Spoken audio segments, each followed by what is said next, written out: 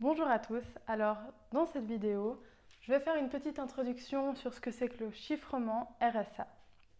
Donc déjà pour commencer, je vais vous faire un petit rappel sur ce que c'est le chiffrement ou le cryptage. Donc pour ça, on va prendre un petit exemple où Bob veut envoyer un message à Alice. Donc juste ce qu'il faut savoir, c'est qu'en cryptologie, les prénoms Bob et Alice sont souvent utilisés pour remplacer les termes personne A ou personne B. Donc vous verrez souvent dans des vidéos, dans des livres, parler de Bob et Alice. Donc Bob veut envoyer un message à Alice sans que personne d'autre puisse le lire.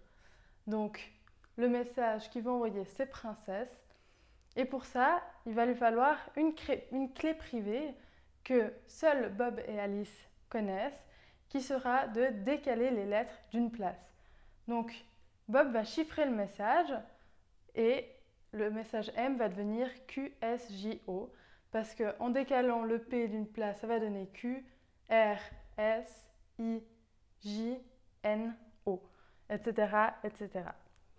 Donc, ce qu'il a besoin pour chiffrer, ça va être d'une clé privée que Bob et Alice connaissent, mais seuls les deux connaissent cette clé. Donc, qu'est-ce que le chiffrement RSA? Déjà, RSA, c'est les initiales des trois inventeurs de ce système de chiffrement, qui sont donc Rivest, Shamir et Adelman, qui ont inventé ça dans les années 70. Et puis, concrètement, le chiffrement RSA, c'est une méthode de cryptage qui est asymétrique à double clé. Il y a une clé privée, comme dans l'exemple qu'on a pris tout à l'heure, et aussi une clé publique. Donc concrètement, en fait, ça va être très facile de crypter un message à l'aide de la clé publique, mais au contraire, ça va être quasiment impossible de retrouver le message à l'aide de cette clé publique. On ne va pas réussir à déchiffrer ce message. Et pour pouvoir le déchiffrer, ce qu'il va falloir faire, c'est avoir une autre clé qui est la clé privée. Concrètement, si Bob veut envoyer un message à Alice, ce que va faire Alice, c'est premièrement créer deux clés. Une clé publique et une clé privée.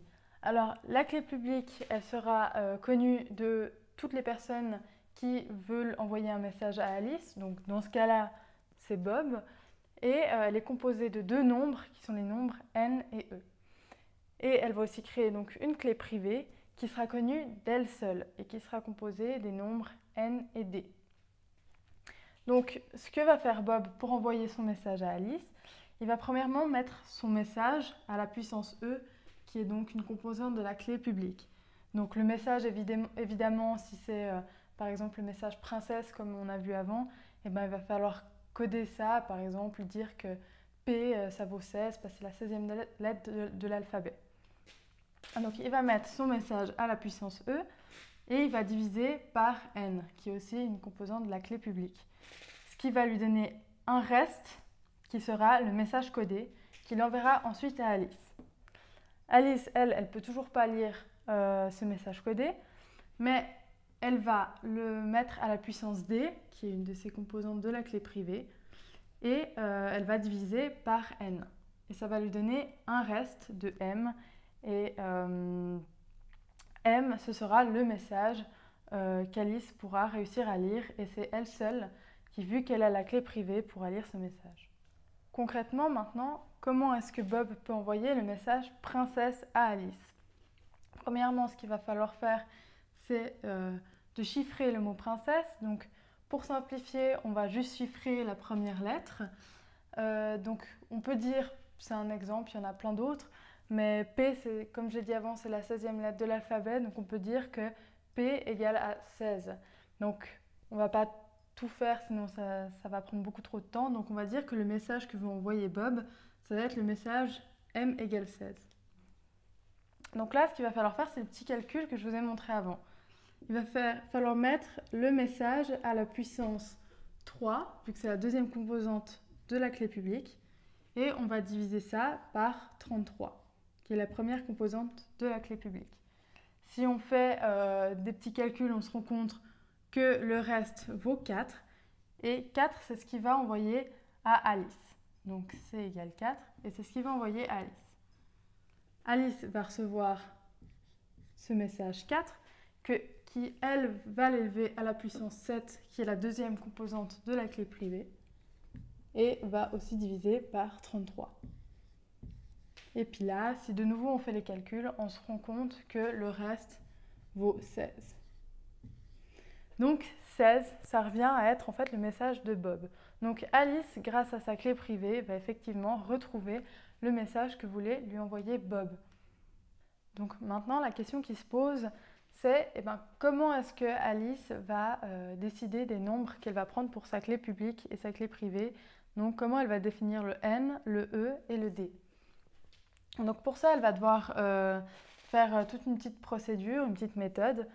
Premièrement, ce qu'elle va chercher à savoir, c'est calculer le N. Et pour ça, elle va multiplier deux nombres premiers qu'elle va choisir entre eux. Donc ici, P et Q.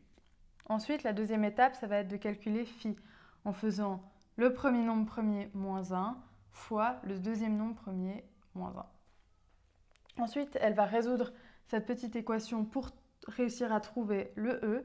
Donc, elle va faire le PGDC de E et de phi qui doit être égal à 1.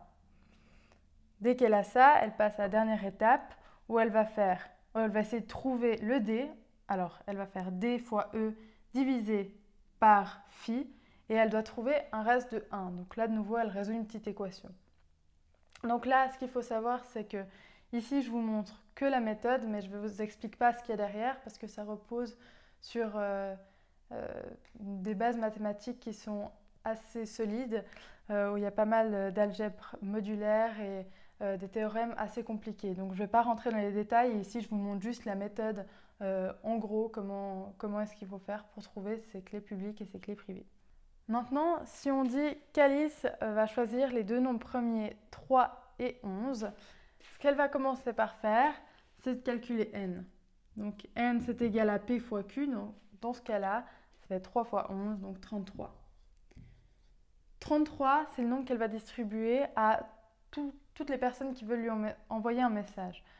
Donc il faut savoir que ici, quand on a n égale 33, c'est assez facile de retrouver les deux nombres premiers qui, lorsqu'on les multiplie, donnent n, parce que c'est un nombre qui est plutôt petit. Mais maintenant, si on prend deux nombres premiers qui sont beaucoup plus grands, à partir de n, il sera quasiment impossible de retrouver p et q. Parce qu'il faut savoir que si P et Q sont donnés, eh ben on va réussir à retrouver la clé privée d'Alice. Et ce n'est pas du tout le but. Donc voilà, elle va calculer n. Ensuite, ce qu'elle va faire, c'est calculer phi. Donc dans ce cas-là, elle fait P-1 fois Q-1, donc 2 fois 10, ça fait 20. Ensuite, elle va calculer le E. Donc le PGDC de E et de phi, ça doit être égal à 1. Et si on fait quelques petits calculs, on se rend compte que E vaut 3. Et ici, elle va calculer D. Et il faut que D fois E, donc 3, divisé par 20, ça lui donne un reste de 1. Et de nouveau, avec quelques petits calculs, on se rend compte que D, ça vaut 7. Donc en fait, avec tout ça, on va réussir à retrouver la clé publique qui sera donc N et E, donc 33 et 3, ainsi que la clé privée qui sera N et D, donc 33 et 7. Donc voilà comment on arrive à trouver une clé publique et une clé privée. Donc voilà, j'en ai fini avec cette petite introduction sur le chiffrement RSA. J'espère que cette vidéo vous aura plu. Et si c'est le cas, je vous invite à consulter le site promath.ch. Je vous mets le lien en description.